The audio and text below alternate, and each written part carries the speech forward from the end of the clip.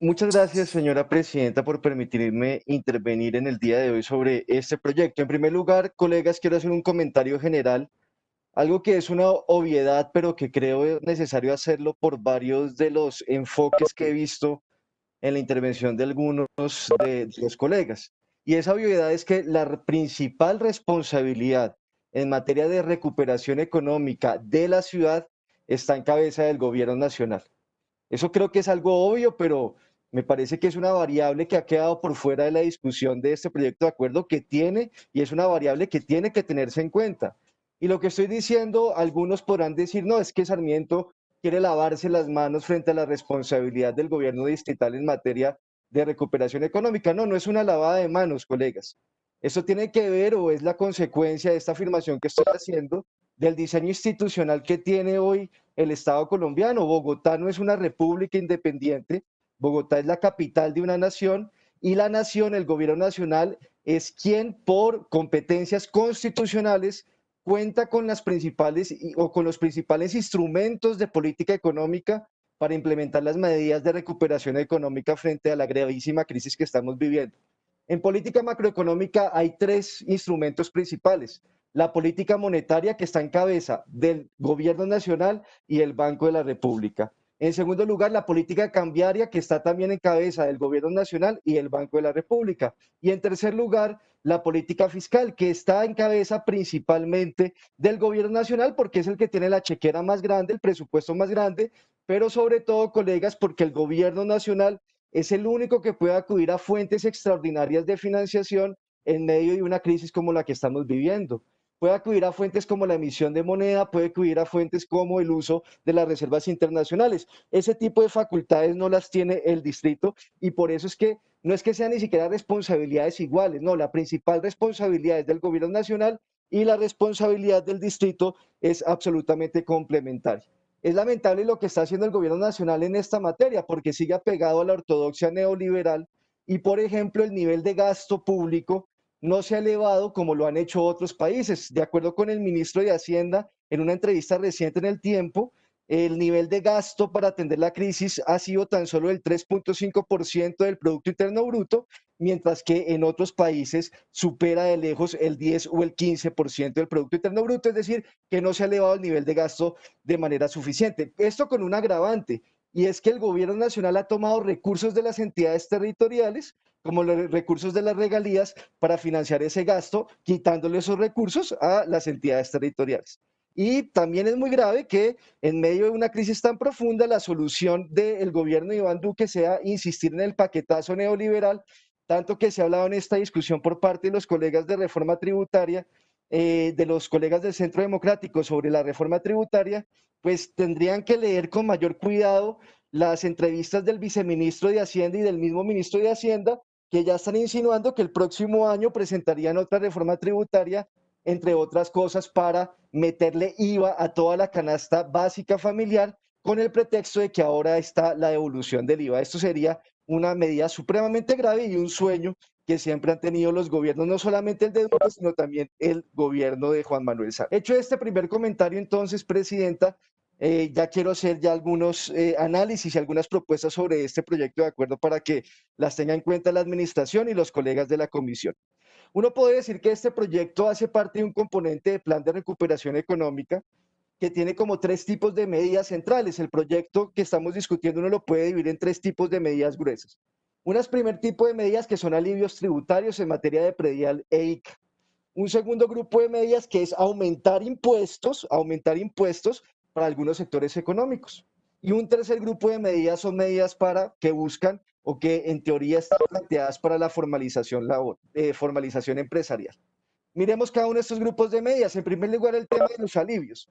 No los voy a explicar, ya se han explicado, todos sabemos que son alivios en materia de predial, como congelar el predial durante el año 2021, establecer algunas exenciones y establecer descuentos al ICA. Estos beneficios tributarios en un año, estos alivios tributarios en un año, equivaldrían a alrededor de 380.000 millones de pesos, una cifra que es importante. Es acertada este tipo de alivios son acertados. Sin embargo, señora presidenta y colegas y secretario de Hacienda, creo que son absolutamente insuficientes, dado que solamente se van a aplicar para el año 2021. y la recuperación no va a ser tan rápida. Ya, por ejemplo, el Fondo Monetario Internacional revisó a la baja la proyección de crecimiento económico de Colombia para este año. Estaba en un decrecimiento del 7,8% y ya según el Fondo Monetario Internacional, la economía colombiana este año va a crecer en más de un 8%. Entonces yo creo que estas medidas no solo se deberían aplicar para el año 2021, como lo han planteado otros colegas, sino que deben extenderse a otros años. En materia de la congelación del predial, debería ir hasta el año 2024. En primer lugar, porque fue un compromiso de campaña de la alcaldesa Claudia López, eso también es innegable y los compromisos de campaña hay que cumplir. Pero además, señor secretario de Hacienda, ojo con este argumento, ustedes en el plan, cuando estábamos discutiendo el plan de desarrollo y cuando usted nos presentó el plan plurianual de inversiones, hizo ese plan plurianual proyectando que el predial en términos reales en estos 4 años solo crecería en un 1%, en un 1%. O sea que en términos reales, cada año el recaudo del predial, según sus propias proyecciones, solo crecería 0,25% por encima de la inflación. Si se establece un congelamiento del predial hasta el 4 año, pues el impacto fiscal de acuerdo con estas proyecciones no sería tan grande, dado que según sus propios cálculos, el recaudo del predial con el que hicieron el plan plurianual de inversiones solo crecería al término del cuatrienio en un 1% en términos reales. Luego se podría establecer este congelamiento durante este cuatrienio para cumplir los compromisos de campaña por un lado y también para establecer medidas que respondan a la gravedad de la crisis. Y frente a los descuentos del ICA, señor secretario de Hacienda, es fácil, creo, como está redactado esta forma de alivios, es muy fácil establecer que también se aplicarán para las vigencias fiscales del 2022, 2023 y 2024. Porque recuerde, secretario de Hacienda, que estos descuentos en el ICA están condicionados a que las empresas registren una pérdida de ingresos con respecto al año 2019. Así que si se extienden estos beneficios a otros años como el 22, el 23 y el 24, para que una empresa acceda a esos beneficios, tendrá que demostrar que sus ingresos en ese año no fueron superiores o iguales a los del año 2019, que es el año base que marca la crisis de la pandemia. En esta medida, si la empresa sí se recuperó, como ustedes están creyendo que sí se va a recuperar rápidamente la economía y las empresas aumentan sus ingresos rápidamente, pues no tendrían acceso a este tipo de alivios. Luego es más o menos fácil plantear este tema, esta prolongación de este tipo de alivios tributarios. El segundo paquete de medidas son el aumento de los impuestos. Yo no entiendo por qué se molestan algunos colegas porque aumenten los impuestos.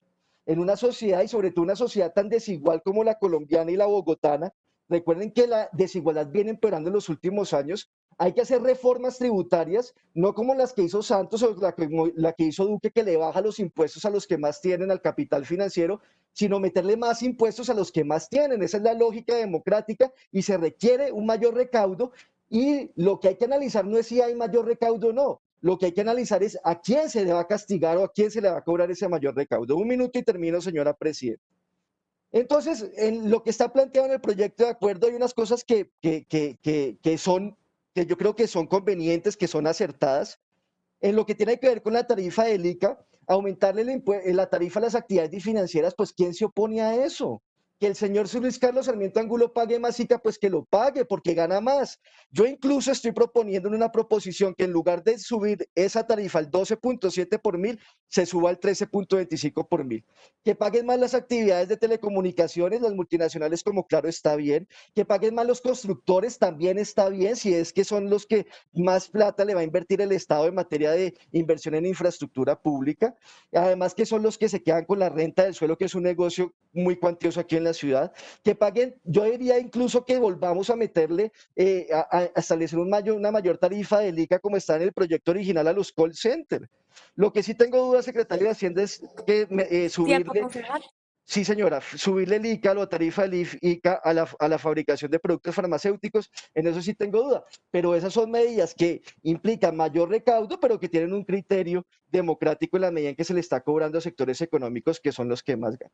En esta medida, ahí presentamos unas proposiciones con la bancada del Polo Democrático Alternativo, con el propósito de ajustar un poco esas tarifas o ese aumento de tarifas del ICA para que tengan un criterio más progresivo y más democrático. En términos generales, es un Concejal, proyecto ya que lleva busca 10 esos minutos. alivios y que requiere unos ajustes como lo hemos planteado en el polo. Muchas gracias, señora presidenta.